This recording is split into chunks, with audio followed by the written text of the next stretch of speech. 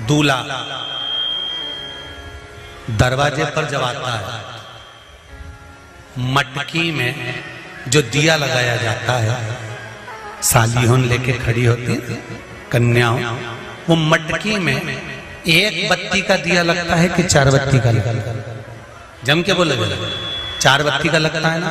4 बत्ती का दिया, क्योंकि हमारे यहाँ शुभ कार्य हो रहा है, 4 बत्ती का दीप लगा। तुम्हारे यहाँ प्रतिदिन घर में आरती करते होगे, तो जो घी के डब्बे में भींगी भींगाई बत्ती रखी रहनी, उसको निकाल के धर देते। बोलो सही है नहीं गलत है? निकाल के धरी, माचिस से लगाई, तन मन धन सब कुछ तेरा, और आरती कर पुरा के, घंटी बजा के, भोग लगा के, शक्कर रख के, भगवान को प्रणाम करके चली जाती। अब तुम्हारे यहाँ सत्यनारायण भगवान की तुमने कथा करवाई, तो जो घी की बत्ती लगी वो तो लगी, उसके अलावा एक दिए में कपूर अलग से लगाया। मतलब कितनी बाती हो गई? एक घी की हो गई, एक कपूर की आरती हो गई। जजमान लोग यहाँ आरती करते हैं, उसके बाद में कपूर को फिर जला देते हैं। उसका कारण क्या? अधिकता में फल प्राप्त करना, अधिकता में फल देना। साल, 2 साल, 4 साल, 6 साल में आप भी प्रयास करा करो, पतली पतली बत्ती बनाकर 108 गिनकर घी में जब उसको पूरी बांध लो, घी में भिगो कर रख लो। कोई घर में विशेष कार्य हुआ, या कहीं तीर्थ गए, कहीं गंगा जी के घाट पर गए, सरयू, मंदाकिनी, नर्मदा, गोदावरी, छिपरा आदि आदि के घाट पर गए, तो उस बत्ती को प्रकट कर कर जलाकर रख दिया। क्या होता है उससे? माता सती ने कौन सा पुण्य करा था? जो शंकर भगवान के कंधे पर शव पड़ा हुआ था और शंकर नाच रहे थे, वो सती का पुण्य था कि वो कभी एक सामग्री से शिव को प्रसन्न नहीं करती थी, बहुता में देकर शंकर को रिझाती थी। इसलिए शिव ने उसको अखंडता प्रदान की। शंकर भगवान ने अखंडता दी है उसको, अखंडता। वल्ली देवी ने एक कलश, देवसेना ने एक कलश, भाग विभाजित हो गए थे, भाग विभाजित, आधा भाग भगवान को चाहिए ही पूर्णता में। फिर निवेदन करेंगे।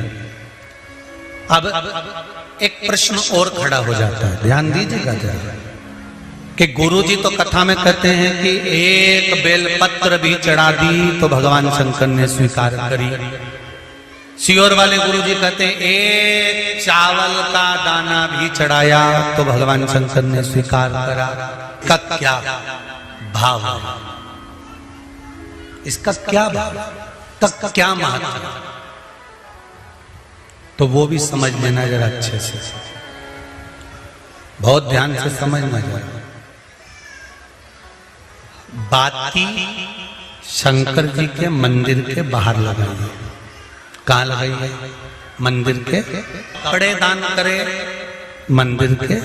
पंडित जी जब मंत्र बोलते हैं तो कहते हैं एक बेलपत्रम, एक बेलपत्र मात्र,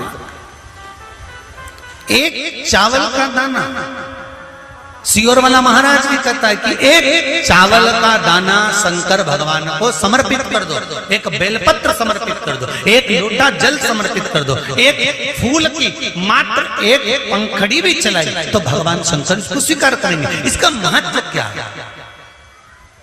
तो लिंग पुराण में लिखा है, जब शंकर भगवान पर, शिवलिंग पर कोई एक वस्तु भी समर्पित होती है तो वहां शंकर जी का नाम बदल जाता है और शिव जी का नाम लक्षेश्वर महादेव हो जाता है। कौन से महादेव हो जाते हैं? लक्षेश्वर। शंकर भगवान को जब एक चावल का दाना, एक वस्तु, एक सामग्री शिव को समर्पित करी जाती है, वहां शंकर लक्षेश्वर महादेव हो जाते हैं। लक्षेश्वर का मतलब क्या होता है कि एक बेलपत्र समर्पित करी तो शंकर भगवान ने उस बेलपत्र को 1,00,000 बार स्वीकार कर लिया। एक चावल के दाने को 1,00,000 बार स्वीकार कर लिया। शंकर भगवान लक्षेश्वर महादेव बन गए। लाखों की संख्या में शंकर भगवान के स्वरूप वहां पर प्रकट। आप में से कितने लोग हैं जो क्षिप्रा नहाए थे? आप में से कितने लोग हैं जो नर्मदा नहाए? आप में से कितने लोग हैं जो गंगा नहाए? आप में से कितने लोग हैं सरयू नहाए? कहीं ना कहीं किसी पवित्र नदी में आप लोगों ने स्नान जरूर करा होगा। बोलो करा कि नहीं करा? जितने लोग कथा सुन रहे हैं उनने भी करा होगा, जितने फेसबुक यूट्यूब पर सुन रहे हैं उनने भी करा होगा। किसी ना किसी पवित्र नदी में आपने, हमने, सबने स्नान करा होगा। अब स्नान तो हम कर लिए, उस गंगा नदी में हम नहाए, तो गंगा नदी में हमने स्नान करा और स्नान कर कर बाहर निकले तो हमको 1.25 लाख बार स्नान का पुण्य मिल जाए। उसके लिए क्या करना पड़े? एक डुबकी लगाए हो महाराज और कह रहे हो कि 1.25 लाख डुबकी का फल चाहिए, तो क्या करोगे? 1.25 लाख डुबकी का फल पाने के लिए क्या करना पड़ेगा?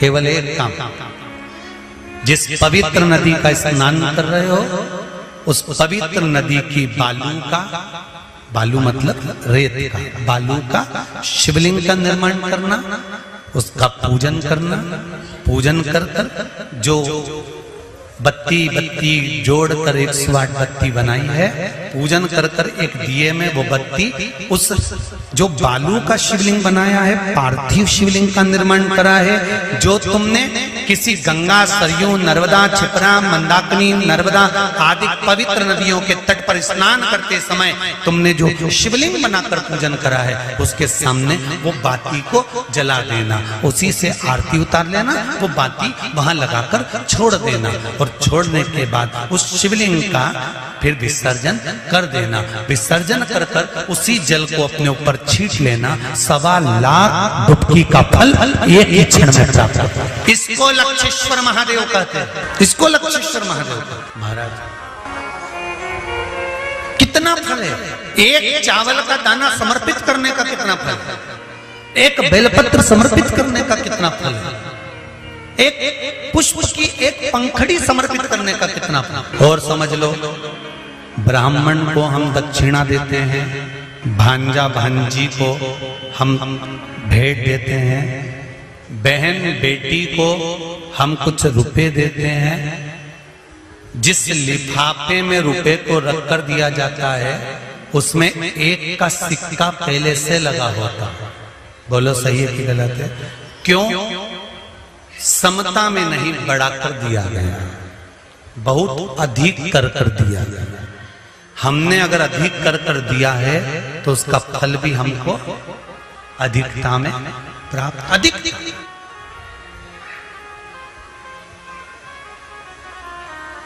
वो तो कहीं कहीं का होता है जो सोच विचार में थोड़ी गड़बड़ी कर सकता है।